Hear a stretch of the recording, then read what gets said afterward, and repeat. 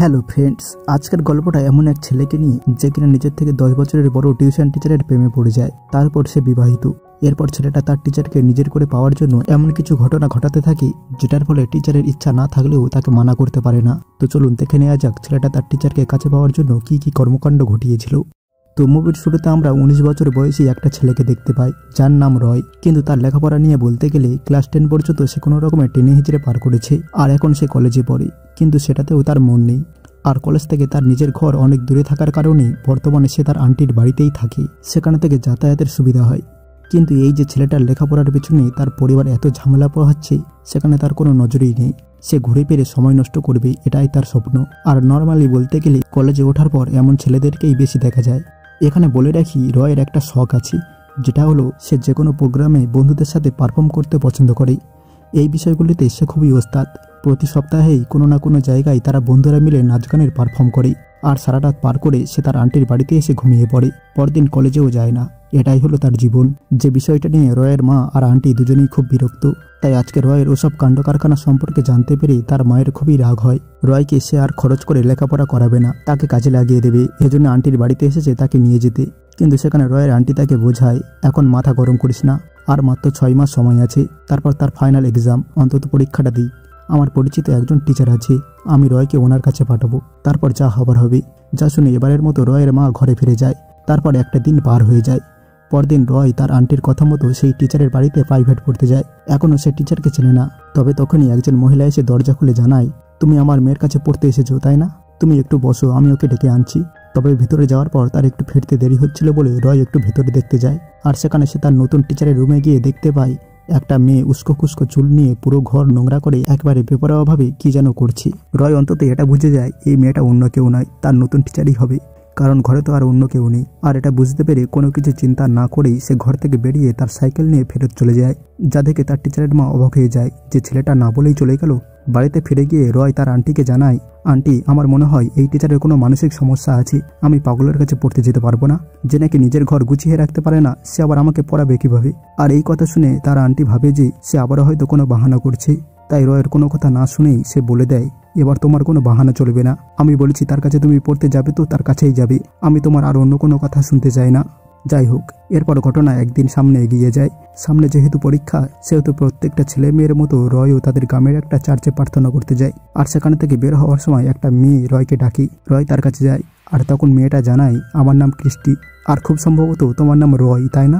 রয় স্বীকার করে। তখন ক্রিস্টি জানায়, আমার মা বলেছিল তুমি গতকাল আমার সাথে দেখা করতে এসেছিলে, তাহলে না বলে চলে গেলে কেন? আর এই শুনে রয় বুঝতে পারে এই ক্রিস্টি হলো তার নতুন টিচার। গতকাল যার সাথে সে দেখা করতে গিয়েছিল আর যেই মেয়েটাকে সে পাগল ভেবে চলে এসেছিল, সে হলো এই ক্রিস্টি। কিন্তু সে ভাবতেও পারেনি এমন ম্যাচিওর আর সুন্দরী একটা মেয়ে তার টিচার হবে। রয় তাকে সরি বলে। তখন ক্রিস্টি তাকে জানিয়ে দেয় গতকাল যা হয়েছে, আগামীকাল থেকে রেগুলার টিউশনে আসবে, এই বলে তাকে বাড়ি পাঠিয়ে দেয়। আর এখন ক্রিস্টি সম্পর্কে জেনে নেওয়া যাক। সে বর্তমানে একজন কলেজের টিচার। আর তার থেকে বড় বিষয় হলো 6 বছর আগে তার বিয়ে হয়েছিল, কিন্তু গত বছরই ক্রিস্টি তার হাজব্যান্ডকে ডিভোর্স দিয়েছে, কারণ তার হাজব্যান্ড তাকে রেগুলার টর্চার করত। পরের দিন সময় মতো রয় ক্রিস্টির কাছে প্রাইভেট পড়তে যায়। সেখানে ক্রিস্টি রয়কে তার বইগুলো নিয়ে আসতে বলেছিল, কিন্তু সে শুধু তার একটা ডায়েরি নিয়ে এসেছে, যেখানে সে তার বিভিন্ন শায়রি আর কবিতা লিখে রাখে। এখানে বোঝা গেল রয় এতই দুর্বল স্টুডেন্ট যে তার কলেজে 1.5 বছর পার হয়ে গিয়েছে, কিন্তু এখনো সে একটা বই পর্যন্ত কেনেনি। বাড়ি থেকে বই কেনার জন্য তাকে যে কবার টাকা দেওয়া হয়েছে, সে কবার সে টাকাগুলো নিয়ে তার বন্ধুদের সাথে নষ্ট করেছে। আর এই বিষয়গুলো বুঝতে পেরে ক্রিস্টি রয়ের ব্যাপারে একটা ধারণা নিয়ে নিল। যাই হোক, সেদিন তাদের লেখাপড়ার থেকে বেশি ইন্ট্রোডাকশনটা ভালো হয়। পরের দিন আমরা ক্রিস্টিকে তার কলেজে দেখতে পাই। সে এখানে ক্লাস 12 স্টুডেন্টদের ক্লাস নেয়। তবে পিরিয়ডের মাঝখানে সে যখন বাইরে বের হয়, তখন সেখানে তার বাবার সাথে তার দেখা হয়। তার বাবা একটা অকর্মা, কাম কাজ কিছুই করে না। বলা যায় বাপের বাড়িতে শুধুমাত্র ক্রিস্টি কলেজে ক্লাস নিয়ে যা টাকা পায় তা দিয়ে নিজে আর তার মায়ের খরচ চালায়। আর তার বাবা ঘুরে ফিরে নেশা পান করে টাকা পয়সা আর সময় দুটোই নষ্ট করে। আজকেও সে ক্রিস্টির কলেজে তার কাছে টাকা চাইতে এসেছে, কিন্তু ক্রিস্টি তাকে টাকা দিতে চায় না। তবে যতই হোক বাবা তো, তাই ক্রিস্টি তার ব্যাগ থেকে 300 টাকা বের করে তার বাবাকে দেয়। কিন্তু তার বাবা তার কাছে 1000 টাকা চেয়েছিল, যেটা সে তাকে দিতে পারছে না। তাই ক্রিস্টি যখন বাড়িতে আসে, তখন তার বাবা তাকে খোঁটা দিয়ে কথা বলে, তোমার বিয়ের সময় তোমার পেছনে আমি লাখ টাকা খরচ করেছি, আর এখন তুমি আমাকে সামান্য 1000 টাকা দিতেই দ্বিধাবোধ করো, তাই না? ঠিক আছে, মনে রাখবো। বিয়ের পর তোমার প্রতি আমার দায়িত্ব তো শেষ হয়ে গিয়েছিল, কিন্তু এখনো তো এখানেই পড়ে আছো আমার বাড়িতেই। আর এই বিষয়টা নিয়েই বাবার সাথে তার ঝগড়া শুরু হয়ে যায়। কারণ ক্রিস্টির বিয়ের সময় সে তার বাবাকে বারবার বলেছিল সে আরো লেখাপড়া করবে, নিজের পায়ে দাঁড়াবে, তারপর বিয়ে করবে। কিন্তু তার বাবা তখন তার কোনো কথাই শোনেনি। আর এই বিয়ের কারণেই তার পুরো জীবনটা নষ্ট হয়ে গেল। এর জন্য ক্রিস্টি তার বাবাকেই দোষারোপ করে। আর এই সকল বিষয়ে ভেতর থেকে রয় শুনতে পায়। পাশাপাশি ক্রিস্টির কাছে রেগুলার পড়তে আসার কারণে টুকটাক এদিক সেদিকের কথাবার্তাও হয়। আর সেই সকল বিষয়ে রয় ক্রিস্টির ব্যাকগ্রাউন্ড এবং তার বর্তমান সিচুয়েশন সম্পর্কে জানতে পারে। আর প্রতিদিনকার লেখাপড়ায় এখন ক্রিস্টি একটা টার্গেট নিয়ে নিয়েছে। রয়ের মধ্যে একটা দুর্বল স্টুডেন্টকে সে যে করেই হোক পাস করিয়েই ছাড়বে। কিন্তু রয় কখনো লেখাপড়ার দিকে তেমন মনোযোগ দিতেই চাইতো না। ক্রিস্টি তাকে যতই ভালো মতো বোঝাতো ততই সে হেলামি করতে শুরু করে। এমনকি পড়তে বসে ঘুমিয়ে যাওয়াটা তার প্রতিদিনকার অভ্যাস ছিল। তবে ক্রিস্টি হাল ছাড়ে না। সে প্রতিদিন তাকে বোঝাতে থাকে। আর দিন যেতে যেতেই যখন একটা মাস পার হয় তখন ধীরে ধীরে রয় তার লেখাপড়ায় মনোযোগ দিতে শুরু করে। পাশাপাশি ক্রিস্টি বেশিরভাগ সময়তেই তার টিচারের জবটা ছেড়ে দিয়ে ভালো কিছু করার জন্য ইন্টারভিউ এর পেছনে লেগে থাকে। এজন্যই সেদিন যখন রয় তার সাথে প্রথমবার দেখা করতে এসেছিল সে তার ইন্টারভিউ নিয়ে বেশ বিরক্ত ছিল। আর এই জন্যই তার ঘরের সবকিছু সে বিরক্তিতে এভাবে অগোছালো রেখে দিয়েছিল। একদিন রয় যখন তার কাছে পড়তে আসে তখন ক্রিস্টি একটা কাজেই ব্যাংকের উদ্দেশ্যে বের হচ্ছিল। এজন্য আজকে তাকে সে পড়াতে পারবে না। তাই ক্রিস্টি রয়কে নিজের সাথে করে ব্যাংকে নিয়ে যায়। কারণ রয়ের বাবা মার সাথে সে দেখা করতে চায়। ব্যাংকের কাজ শেষ হলে রয় তাকে তার বাবা মার সাথে দেখা করাতে নিয়ে যায়। সেখানে রয়ের মা তার কাছে তার ছেলের সম্পর্কে জিজ্ঞাসা করে বলে, কি মনে হয় ম্যাম, আমার ছেলে কি পাস করতে পারবে? তখন ক্রিস্টি একদম আত্মবিশ্বাসের সাথে তাকে কথা দেয়, আপনার ছেলেকে পাস করানোর দায়িত্ব আমার, চিন্তা করবেন না।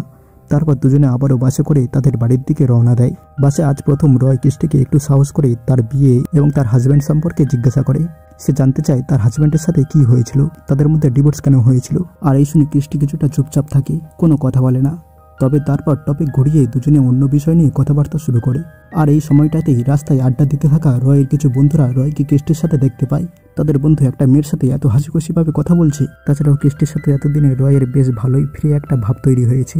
আর তারপর সেদিন বিকালে রয় যখন তার বন্ধুদের সাথে দেখা করে তখন সেখানে সবাই মিলে রয়কে খেপাতে শুরু করে। আর বন্ধু বান্ধবের বিষয়টা তো বুঝতেই পারছেন। তারা তাকে এমনটা বলে যে, কিরে তোর তো আগে লেখাপড়ায় একটুও মন বসতো না, ইদানিং দেখি ভালোই লেখাপড়ার দিকে মনোযোগী হয়েছিস, কারণ কি তোর সেই সুন্দরী ম্যাডাম, তোর সাথে আবার তার কোনো চক্কর চলছে না তো? আর তাদের এইসব কথা শুনে রয় কিছুটা রেগে ওঠে। তাদেরকে জানিয়ে দেয় এটা ফাজলামো করার বিষয় না, উনি আমার শুধু টিচার, আর সে আমার সাথে বন্ধুর মতো কথা বলে, জাস্ট এতটুকুই। এই বলে সে ওখানে থেকে চলে যায়। তবে বোঝা যায় ইদানিং বিষয়টা নিয়ে রয়ের মনে কিছু না কিছু পরিবর্তন হতে শুরু করেছে। তার কিছুদিন পর একদিন ক্রিস্টি যখন তার কলেজে ছিল তখন রয় তার বাড়িতে এসে ক্রিস্টির পুরনো একটা সাইকেল বের করে। সাইকেলটা ক্রিস্টির খুব পছন্দের ছিল। ছোট্ট একটা সমস্যার কারণে পড়েছিল বলেই রয় সাইকেলটা ঠিক করতে শুরু করে। আর ক্রিস্টি যখন তার কলেজ থেকে এসে তার পুরনো সাইকেলটাকে ঠিকঠাক দেখতে পায় তখন সে খুব খুশি হয়। সেদিন কিছুটা রেস্ট করে দুজনেই নিজেদের সাইকেল নিয়ে এদিক ওদিক ঘুরতে বের হয়। একসময় দুজনেই তাদের এলাকার কিছুটা দূরে থাকায় এক সমুদ্রের পাড়ে পৌঁছায়। আর এখানেই রয় ক্রিস্টিকে এই প্রথম একদম মন খুলে হাসতে দেখে। আর ছোট ছোট কিছু বিষয় থেকেই রয়ের মনে ক্রিস্টির জন্য যে টিচারের জায়গাটা ছিল সেটা পরিবর্তন হতে শুরু করে। আর বিষয়টা খুবই স্বাভাবিক, কারণ একটা ছেলে অথবা একটা মেয়ের জন্য এই বয়সটা খুবই সেন্সিটিভ। কোনো কিছু বোঝার আগেই তারা মনের ভিতরে এমন কিছু অনুভূতি জাগাতে শুরু করে যেগুলো কোনো সেন্স হয় না। ক্রিস্টি এখানে তার সাথে এত ফ্রি হচ্ছে যাতে রয় তার লেখাপড়ায় মনোযোগী হয়। অবশ্য বিষয়গুলো কি ক্রিস্টি মন থেকে উপভোগও করছে, কিন্তু রয় এটাকে একটু অন্যরকম ভাবেই দেখতে শুরু করেছে। তার মনে তার টিচারের জন্য নতুন একটা ফিলিংস ডেভেলপমেন্ট হতে শুরু করেছে। আর এই বিষয়গুলোর উপর ভিত্তি করেই রয় তার সময় পার করছিল। আর বলেছিলাম না, আজ পর্যন্ত কলেজের খরচ এবং বই খাতার খরচের জন্য সে তার ঘর থেকে যা টাকা পেয়েছে কোনোটাই তার লেখাপড়ার পেছনে খরচ করেনি। অবশ্য সেটা সবটা সে অন্য কিছুতেও খরচ করেনি, বরং এতদিন জমিয়ে রেখেছিল। আর পাশাপাশি বন্ধুদের থেকেই এমনকি ঘর থেকে কিছু টাকা নিয়ে রয় একটা সেকেন্ড হ্যান্ড বাইক কিনে ফেলে। অবশ্য এই বিষয়টার জন্য তার বাবা মা আর তার আন্টি সবাই তাকে কথা শোনায়, কিন্তু সেগুলো পাত্তা না দিয়ে সে তার বাইক নিয়ে সোজা ক্রিস্টির সাথে দেখা করতে চলে আসে। তখন ক্রিস্টি তার এক বান্ধবীর বিয়েতে যাওয়ার জন্য রেডি হচ্ছিল। তার বাইক দেখে ক্রিস্টি খুশি হয় এবং জিজ্ঞাসা করে টাকা কোথায় পেলে। তবে রয় মিথ্যা কথা বলে যে তার আন্টি নাকি তাকে পরীক্ষায় ভালো রেজাল্ট করা সত্ত্বেই এটা কিনে দিয়েছে। সেদিন রয় ক্রিস্টিকে তার বাইকে করে তার সেই বান্ধবীর ঘরে ড্রপ করতে যায়। আর অনুষ্ঠান শেষে সন্ধ্যা হলেই রয় আবার ক্রিস্টিকে পিক করতে চলে আসে। আসলে ছেলেটা এসব করছে ক্রিস্টির প্রতি একটা আলাদা অনুভূতি থেকে, কারণ তার মনে প্রেম প্রেম ভাব শুরু হয়েছে। সে তার টিচারকে পছন্দ করতে শুরু করেছে এই জন্য। কিন্তু এই বিষয়ে ক্রিস্টি কিছুই জানে না। সেদিন বাড়িতে ফিরতে ফিরতে বৃষ্টি শুরু হয়। দুজনে বৃষ্টিতে ভিজতে ভিজতে ঘরে ফিরে আসে। আর ক্রিস্টি ভেতরে ঢোকার আগে রয়কে ধন্যবাদ জানায়, কারণ ডিভোর্সের পর থেকে এই পর্যন্ত ক্রিস্টি তার সকল বন্ধু বান্ধব এবং অন্য সবকিছু থেকে দূরে থেকেছে একটা লজ্জার কারণে। কিন্তু রয়ের সামনে কখনোই সে ওই লজ্জাটা অনুভব করেনি, যার কারণে বিশাল একটা সময় পর সে তার কিছু সময়কে খুবই ভালোভাবে উপভোগ করতে পেরেছে তার সঙ্গে। তাই রয়কে সে তার নিজের বন্ধু হিসেবে স্বীকৃতি দিয়েছে। কিন্তু এই বিষয়টাকেই এবার রয় একদম উল্টোভাবে নিয়ে নেয়। সে মনে করে হয়তোবা কৃষ্টিও তাকে পছন্দ করতে শুরু করেছে, না হলে এমনভাবে কথা বলবে কেন। আর এবার তার মনের সেই ফিলিংসটা একদম পূর্ণতা পেয়ে যায়। সে ঠিক করে নেয় এইবার যে করেই হোক সে তার টিচারকে তার মনের কথা বলবেই। আর এখান থেকেই সে নিজের মধ্যে একটা টার্গেট নিয়ে নেয়, সে খুব ভালো রেজাল্ট করবেই, যেন তার টিচার কৃষ্টি তার প্রতি খুশি হয়। সে মন দিয়ে লেখাপড়া করে আর খুব ভালোভাবেই তার ফাইনাল এক্সাম দেয়। আর 3 মাসের মাথায় যখন রয়ের রেজাল্ট চলে আসে তখন দেখা যায় রয় খুব ভালো নম্বর পেয়ে পাস করেছে। আর এই বিষয়টা জানার পর কৃষ্টিও খুব খুব খুব খুশি হয়, কারণ এই দিনটার জন্যই সে এতদিন অপেক্ষা করেছিল। তবে পরীক্ষার পরেও রয় প্রায় সময়তেই কৃষ্টির সাথে দেখা করতে আসে। কৃষ্টিও বিষয়গুলোকে খুব স্বাভাবিকভাবে নেয়, কারণ এতদিনে সত্যি সত্যি তাদের সম্পর্কটা বন্ধুর মতো হয়ে গিয়েছে। আর সত্যি বলতে গেলে কৃষ্টি নিজেও রয়ের সাথে সময় কাটাতে খুব পছন্দই করে। দুজনের মধ্যে ফ্রেন্ডলি ভাবটা আরো বাড়তে থাকে। আর এভাবেই আরো কিছুদিন পার হলে একদিন রয়ের সেই বন্ধুটা তাকে সিরিয়াসলি জানায়, তুই মনে মনে তাকে এত পছন্দ করিস কিন্তু তাকে কিছু বলছিস না কেন? রয় বলে তার নাকি ভয় লাগে যদি তার মনের কথা বলতেই কৃষ্টি পরিবর্তন হয়ে যায়। সে যদি আমাকে অন্য নজরে দেখে থাকে, যদি শুধু আমাকে বন্ধু ভেবে থাকে, তাহলে তো সম্পর্কটা এখন যা আছে সেটাও নষ্ট হয়ে যাবে। কিন্তু তার বন্ধু তাকে উৎসাহ দেয় আর বলে, আরে বেশি দেরি করিস না, মনের কথা বলে দে তাকে। এরপর সে তার কথা মতো সোজা কৃষ্টির বাড়িতে চলে যায়। কিন্তু সেখানে গিয়ে দেখে তার টিচার নাকি শহরে একটা ইন্টারভিউ দিতে যাবে, মালদ্বীপে তার জন্য একটা জবের অফার এসেছে। তো এই শুনে অবশ্য রয় কিছুটা মন খারাপ করে, কিন্তু তখনই সে জানায় সেও নাকি তার সঙ্গে ইন্টারভিউ দেখতে যাবে। তাই কৃষ্টিও তেমন কিছু না ভেবে রয়কে নিজের সাথে নিয়ে যায়। একজন সাথে থাকলে তো ভালোই হয়, তাই না? কৃষ্টি সেখানে খুব সুন্দর ইন্টারভিউ দেয়। আর কাজ শেষ হলেই তারা যখন বাসে করে বাড়ি ফিরছিল, সেখানে রয় সাহস করে কৃষ্টিকে তার মনের কথা বলতে শুরু করে, বলে আমি আপনাকে অনেক পছন্দ করি। আর এই শুনে কৃষ্টিও খুশি হয়ে তাকে জানায়, আরে বোকা, আমিও সেটা জানি, আমি নিজেও তোমাকে খুব পছন্দ করি, তুমি আমার ভালো বন্ধু। তবে এখানে রয় তাকে সরাসরিভাবে বলে দেয়, আসলে ম্যাম এই পছন্দ সেই পছন্দ নয়, আমি আপনাকে বিয়ে করতে চাই। অবশ্য বাসের মধ্যে রয়ের এসব কথা শুনে কৃষ্টি তেমন কিছুই বলতে পারে না। আসলে সে কি বলবে সেটাই বুঝতে পারছে না। সে এমন একটা কথা কখনোই রয়ের থেকে আশা করেনি, তাই সে একদম চুপচাপ বসে আছে। আর এই বিষয়টা রয় নিজেও বুঝতে পারে। তার সামনের কিছুদিন পর্যন্ত সে কৃষ্টির সামনে আসার সাহস পায় না। তবে তার কিছুদিনের মধ্যেই কৃষ্টি মালদ্বীপের যাওয়ার জন্য তার সমস্ত কিছু রেডি করছিল। আগামীকাল সকালেই তার ফ্লাইট, তাই সে রয়কে কল করে লাস্টবার তার সাথে দেখা করতে বলে। যতই হোক তার খুব কাছের একটা স্টুডেন্ট ছিল। তবে রয় সেদিন এয়ারপোর্টে পৌঁছাতে দেরি করে ফেলে। ততক্ষণে কৃষ্টি মালদ্বীপের উদ্দেশ্যে ফ্লাইটে করে রওনা দিয়ে ফেলেছে। তারপর কিছুদিন পার হয়ে যায়। মাঝে মাঝেই কৃষ্টি রয়কে কল করে সেখানকার পরিবেশ সম্পর্কে তাকে জানায়, তার দিনকাল কেমন চলছে সেগুলোও জানায়। আসলে কৃষ্টি নিজেও জানে যে এগুলো এই বয়সে স্বাভাবিক, তাই সে রয়ের সাথে আগের মতোই কথাবার্তা চালিয়ে যায়। কিন্তু রয়ের এখন খুব একা একা মনে হয়। বন্ধুদের সাথে এখন সে দেখা করা কমিয়ে দিয়েছে, আড্ডা দেওয়াও বাদ দিয়েছে। মাঝে মাঝেই সে তার ল্যাপটপে মালদ্বীপের সম্পর্কে সার্চ করে বিভিন্ন জিনিস দেখে। আর এভাবেই এক এক করে 5টা মাস পার হয়ে যায়। ওদিকে কৃষ্টিও এখন প্রায় সেটেল হয়ে গিয়েছে। ওখানকার একটা চ্যারিটির হয়ে কৃষ্টি বাচ্চাদের লেখাপড়া শেখায়। আর বিভিন্ন জায়গায় জায়গায় ঘুরে আলাদা আলাদা সুবিধা বঞ্চিত বাচ্চাদেরকে সে লেখাপড়া শেখায়। তার জীবনটাই একদম বদলে গিয়েছে, আর এটাকেই সে আপন করে নিয়েছে। ওখানে আগে থেকেই কৃষ্টির এক আন্টি থাকতো, তাই তার পরবর্তীতে তেমন কোনো অসুবিধা হয়নি। তারপর আরো 2 মাস পার হয়ে যায়। একদিন হঠাৎ রয়কে কৃষ্টি কল দিয়ে জানায়, আজকে তো তোমার জন্মদিন, তাই না? Happy birthday. আমার এক বান্ধবী তোমার জন্য একটা গিফট নিয়ে তোমার কলেজের ক্যাম্পাসের সামনে দাঁড়িয়ে আছে, তার সাথে দেখা করো গিয়ে। এটা শোনার পর রয় তাড়াহুড়ো করে সেখানে গিয়ে পৌঁছায়। কিন্তু গিয়ে দেখতে পায় সেখানে কৃষ্টির কোনো বান্ধবী নয়, বরং কৃষ্টি নিজেই তার জন্য গিফট নিয়ে এসেছে। রয় তো এই দেখে অবাক হয়ে যায়, সে দেশে ফিরল কবে? সেখানে কৃষ্টি বলে, আজকেই ফিরলাম। মূলত কৃষ্টি কয়েকটা কারণে দেশে ফিরেছে। অনেকদিন ধরে পরিবারের সাথে দেখা হয় না, পাশাপাশি তার এক বান্ধবীর মেয়ে হয়েছে আজকে। এটার সাথে আরো কিছু কারণে সে ছুটি কাটাতে দেশে ফিরে এসেছে। কিন্তু রয় তো মনে করে নিয়েছে কৃষ্টি শুধুমাত্র তার জন্মদিন উপলক্ষে এত দূর থেকে এসেছে, তাই রয় আরো বেশি আশা করে ফেলে। রাতের বেলা রয়ের বন্ধু বান্ধবরা তার জন্য যে পার্টির আয়োজন করেছিল সেখানে সে কৃষ্টিকে সাথে করে নিয়ে আসে। আর সেখানে সবকিছু ঠিকঠাক মতো যাওয়ার পর রয় কৃষ্টিকে একটু পাশে নিয়ে আসে আর বলে তার জন্য সে গিফট এনেছে, সে খুব খুশি। কিন্তু এটা তো তার চাওয়া ছিল না। কৃষ্টি জিজ্ঞাসা করে, বলো তোমার কি লাগবে? তখন রয় কৃষ্টির কাছে থেকে একটা চুমু চায়। আর এই কথা শোনার পর অবভিয়াসলি কৃষ্টির মধ্যে একটা মেয়ের উচিত ছিল তাকে কষিয়ে 2টো চড় মারা, কিন্তু সে তবুও ধৈর্য ধরে, কারণ আজকে তার জন্মদিন। তার উপর প্রায় 7 মাস পর দুজনের দেখা, তাই এই মুহূর্তটাকে সে নষ্ট করতে চায় না। তাই কিছু না বলেই গতবারের মতো সে ওখানে থেকে চলে যায়। কিন্তু রাতে আবারও রয় কৃষ্টিকে এই সেই বলে ছাদে নিয়ে আসে। আর কোনো কিছু না বলেই কৃষ্টিকে সে নিজের দিকে টেনে নিয়ে তাকে একটা চুমু দিয়ে বসে। আর এটা করে কৃষ্টি এতটাই শক হয়ে যায় যে এই ঘটনায় সে তাকে কি বলবে কিছু বুঝতে পারে না। তাছাড়াও কৃষ্টির ডিভোর্সের পর থেকে তার যে একটা শারীরিক চাহিদা আছে সেটাও সে দীর্ঘ একটা সময় যাবত এক্সপিরিয়েন্স করতে পারছিল না। সেটাকে সে মিস করছিল। তাই আজকের এই ঘটনায় সবকিছু মিলিয়ে সেই রয়কে এর বিপরীতে কিছু বলতে পারে না। এখানে তার কেমন রিয়াক্ট করা উচিত ছিল সেটাও সে ভুলে গিয়েছে। কৃষ্টি তখন চুপচাপ সেখানে থেকে চলে যায়, কাউকে কিচ্ছু বলে না। এমনকি সে তখনও ওখানে স্বাভাবিক আচরণই করছিল। কৃষ্টি তার জন্য যে গিফট এনেছিল সেটা একটা ক্যামেরা, আর রয় সেই ক্যামেরা দিয়ে প্রথমে কৃষ্টিরই একটা ছবি তুলে। আর কৃষ্টির এরকম চুপচাপ থাকার বিষয়টা, এমনকি স্বাভাবিক থাকার বিষয়টা কিছু ক্ষেত্রে ইঙ্গিত দিচ্ছে যে কোনো না কোনো দিক থেকে সেও তার পাশে কাউকে না কাউকে চায়। কিন্তু রয়ের সাথে বিষয়টা সম্ভব না।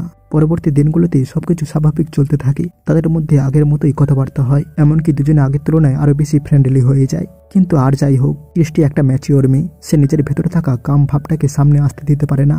তাই রয়কে সে জানায় এবার মালদ্বীপ গেলে সামনের 3 বছর হয়তো তার আর ফেরা হবে না। আসলে সে যেহেতু বুঝতে পেরেছে রয় তাকে নিয়ে বেশ সিরিয়াস, এমনকি সেও বিষয়গুলোতে কিছুটা হলেও দুর্বল হয়েছে, তাই এখন সে যত সম্ভব এই বিষয়টা থেকে দূরে থাকতে চায়। এমনকি কৃষ্টি রয়কে আগামীকাল তার বাইক নিয়ে আসতে বলে, তার নাকি একটা জায়গায় যেতে হবে। রয় খুব খুশি হয়। সে কৃষ্টিকে নিয়ে শহরে আসে আর জানতে পারে আসলে কৃষ্টি তার পুরনো এক বন্ধুর সাথে দেখা করতে এসেছে। সেখানে কৃষ্টির সেই বন্ধুকে দেখে রয় কিছুটা জেলাস ফিল করে। এমনকি কৃষ্টি সেখানে রয়কে চলে যেতে বলে, আর তার বন্ধুর গাড়িতে করেই কোথায় যেন সে চলে যায়। আর এই বিষয়টা রয়ের একদম ভালো লাগে না, তাই রয় সেখানে থেকে আর ফেরত যায় না। ওখানে ঘন্টার পর ঘন্টা বসে থাকে আর কৃষ্টিকে বারবার কল করে, কিন্তু একটা বারও কৃষ্টি তার ফোন রিসিভ করে না। আর তারপর প্রায় 6 ঘন্টা পার হলে কৃষ্টি তার সেই বন্ধুর সাথে কোথা থেকে যেন ভিজতে ভিজতে ফিরে আসে। এই দেখে রয় আরো চটে যায়। যাওয়ার সময় কৃষ্টি তার গাড়ির পিছনে ছিল, কিন্তু আসার সময় সামনের সিটে একসাথে এত ক্লোজ ভাবে এসেছে যে বিষয়টা তার পছন্দ হয়নি। তাই সে বিরক্ত হয়ে কৃষ্টিকে উল্টোপাল্টা প্রশ্ন জিজ্ঞাসা করতে শুরু করে। ওই লোকটা কে ছিল? এভাবেই তার সাথে তুমি চলে গেলে? এতক্ষণ ধরে কি করছিলে তার সাথে? আর এইসব প্রশ্ন শুনে কৃষ্টির তার উপর রাগ হয়। আমি কার সাথে কি করছি না করছি সেই অনুমতি তোমার থেকে নিতে হবে? এই বলে সে রেগে গিয়ে তার বাইকে করে না গিয়ে বরং বাসে করে ফেরত চলে যায়। তারপরের দিন কৃষ্টি তার ব্যাগ গুছিয়ে বাড়ির সবার কাছে থেকে বিদায় নিয়ে মালদ্বীপে ফেরত যাওয়ার জন্য এয়ারপোর্টে যাচ্ছিল। সেখানে রয় তার সাথে দেখা করতে আসে, কিন্তু কৃষ্টি তার কোনো কথা শুনে না, বরং তাকে ইগনোর করে দিয়ে সেখানে থেকে চলে যায়। আর এই বিষয়টা রয়ের খুব খারাপ লাগে। আসলে কৃষ্টি ইচ্ছা করে এগুলো করেছে যেন এতে করে রয়ের তার প্রতি যে অনুভূতিটা তৈরি হয়েছে সেটাকে সে বদলে ফেলে, কারণ রয় যেটা চায় সেটা কখনোই সম্ভব নয়। কিন্তু এদিকে যতদিন যেতে থাকে রয় তার মধ্যেকার সেই ফিলিংসটাকে আরো বাড়াতে থাকে। তার বন্ধুদের সাথে সে কথা বলে না, বেশিরভাগ সময় একা একা থাকে। এমনকি একদিন সে এক ট্রাভেল এজেন্সির সাথে কথা বলে, জিজ্ঞাসা করে মালদ্বীপ যেতে হলে তাকে কি কি করতে হবে। অর্থাৎ সে কৃষ্টি যেখানে গিয়েছে সেখানেই তার কাছে যেতে চায়, যেখানে এজেন্সির লোকেরা তাকে জানায় তার পাসপোর্ট লাগবে, আরো কিছু দরকারি ডকুমেন্টস লাগবে, প্লাস সেখানে তার বিমান ভাড়া লাগবে 2000 টাকার মতো। মোট 50,000 টাকা থাকলে সে এক ট্রিপ দিয়ে আসতে পারবে। যার কারণে এরপর থেকে রয় সেই টাকা জোগাড় করতে লেগে পড়ে। আর একে একে তারপর প্রায় 5টা মাস পার হয়ে যায়। এতদিনে কৃষ্টির সাথে রয়ের কোনো প্রকার যোগাযোগ হয়নি। তবে একদিন কৃষ্টির মা তাকে জানায় কৃষ্টির ভাইয়ের নাকি বিয়ে ঠিক হয়েছে, তাই কৃষ্টিও এখানে আসবে। এ বিষয়টা জানতে পেরে রয় খুবই খুশি হয়। সে এখন থেকেই প্ল্যানিং করতে শুরু করে। কৃষ্টির দেশে ফেরার আগেই সে তার দরকারি টাকা পয়সা আর ডকুমেন্টসগুলো জোগাড় করে ফেলবে। আর কৃষ্টি যখন ফেরত যাবে তখন তার সাথেই রয় মালদ্বীপ চলে যাবে। তারপর সেখানে সে কৃষ্টির সাথেই দিন কাটাবে। যাই হোক, পরবর্তীতে রয় তার বাইকটা বেচে দেয়। তারপরে এই সেই করে মালদ্বীপ যাওয়ার জন্য সে তার দরকারি টাকা পয়সা জোগাড় করে ফেলে। এমনকি কৃষ্টির দেশে আসার আগেই রয় ট্রাভেল এজেন্সির সাথে কথা বলে তার সকল ডকুমেন্টস জোগাড় করে ফেলে। এখন শুধু দরকার ভিসা। ভিসাটা তাকে এয়ারপোর্ট থেকে নিতে হবে, কিন্তু তার জন্য মালদ্বীপের একজন পরিচিত কাউকে লাগবে। তো সে মনে মনে ভেবে নেয় যে কৃষ্টিকে সে শেষ মুহূর্তে গিয়ে সারপ্রাইজ দেবে, আর তখন কৃষ্টির পাসপোর্ট দেখিয়ে তার থেকে সে ভিসা নিয়ে নেবে। সেখানকার একজনের সাথে কথা বলে সে কৃষ্টির টিকিট বুকিং এবং কোন ফ্লাইটে কখন যাবে সে বিষয়ে খোঁজ রাখতে বলে। কিন্তু যেদিন কৃষ্টি তার ভাইয়ের বিয়ে উপলক্ষে দেশে ফিরে আসে সেখানে উল্টে রয় তাকে ইগনোর করতে শুরু করে। কৃষ্টি কিছুই বুঝতে পারে না যে কি হয়েছে তার সাথে। সে এমন ভাব করে যে কৃষ্টি এখানে থাকুক বা না থাকুক তাতে তার কিছু যায় আসে না। অবশ্য কৃষ্টিও এটাই চাইছিল, কিন্তু তবুও সে আফসোস করে, কারণ রয় আসলেই তার খুব ভালো বন্ধুর মতো ছিল। অবশ্য পরবর্তীতে রয়ের যে মালদ্বীপ যাওয়ার বিষয়টা সেটা রয়ের বাড়ি থেকেও জিজ্ঞাসা করা হয়, কিন্তু রয় তাদেরকে বোঝায় সে নাকি মালদ্বীপ গিয়ে নিজের একটা চাকরি জোগাড় করবে, যার কারণে বাড়ি থেকেও পরবর্তীতে তার উপর তেমন একটা ঝামেলা আসে না। তবে ওই যে বললাম, কৃষ্টি বিষয়টাতে কিছু আপসেট যে রয় কোনো এক সময় তার ভালো বন্ধুর মতো ছিল, তাই শেষবারের মতো সে রয়ের সাথে খুব ভালো ব্যবহার করে, আর রয় নিজেও তার সাথে স্বাভাবিক হয়।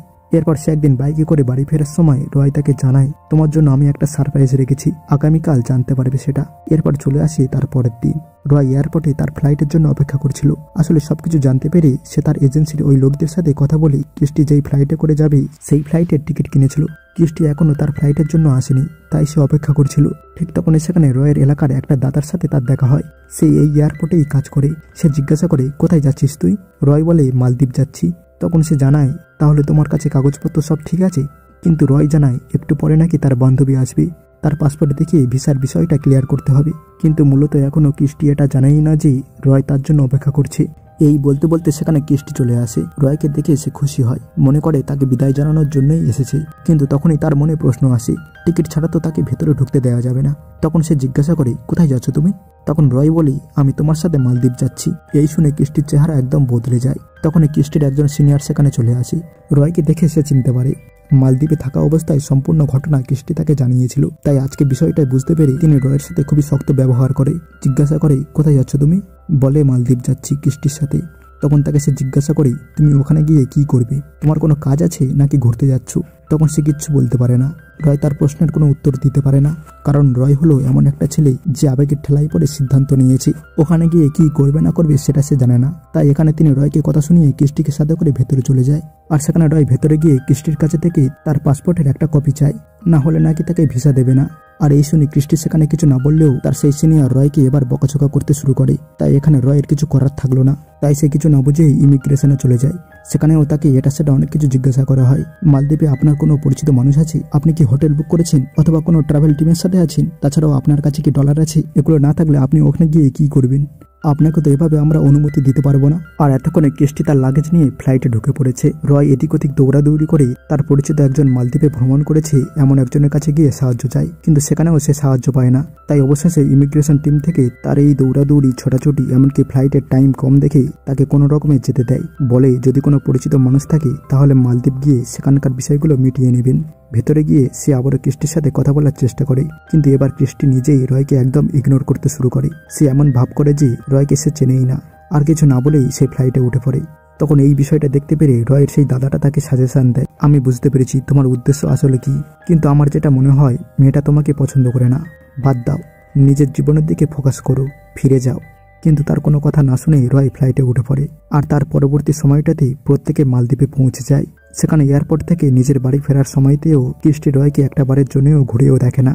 এমনকি রয় নিজেও এগুলো মানতে পারছে না সে কেন এমনটা করছে। ওখানে ক্রিস্টি একের পর এক সকল কাজ শেষ করে বেরিয়ে যাচ্ছিল। আর তখনও রয় এয়ারপোর্টের চেয়ারে বসে থাকে, কারণ তার কাছে ভিসা নেই। একজন পরিচিত মানুষ দরকার এর জন্য। একসময় সে কান্নাকাটি করতে শুরু করে, যা থেকে সেখানকার সকল স্টাফ তাকে জিজ্ঞাসা করতে আসে, কিন্তু রয় কারো কথা বুঝতে পারে না। তখন তার কান্নাকাটি দেখে ক্রিস্টিও একসময় ফিরে আসি। সেখানকার সকল স্টাফ জিজ্ঞাসা করে, আপনি কি ওকে চেনেন? কিন্তু ক্রিস্টি অস্বীকার করে।